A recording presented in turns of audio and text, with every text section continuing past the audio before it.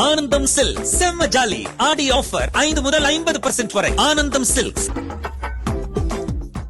பல்வேறு தடைகளை தாண்டி ஆந்திர மாநிலம் சித்தூரில் இஸ்லாமிய சகோதரர்கள் ஆஞ்சநேயருக்கு கோவில் கட்டி வருகின்றனர்.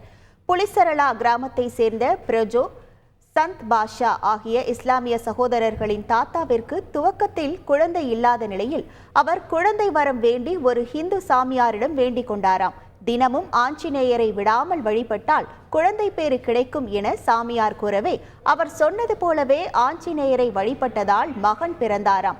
அவருக்கு அம்ஜித் பாஷா என பெயரிடப்பட்ட நிலையில் மகன் அம்ஜித் பாஷாவையும் ஆஞ்சநேய வழிபாட்டை மேற்கொண்டுள்ளார்.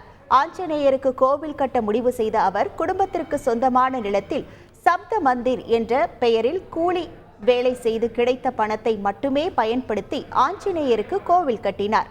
அவருக்கு புரோஜ், சந்த் பாஷா ஆகிய 2 மகன்கள் பிறந்த நிலையில் மத ரீதியான எதிர்ப்புகளால் கோவில் பணி நின்று போகவே அதை முழுமையாக கட்டி முடிக்காமலேயே அம்ஜித் பாஷா இறந்து போனார்.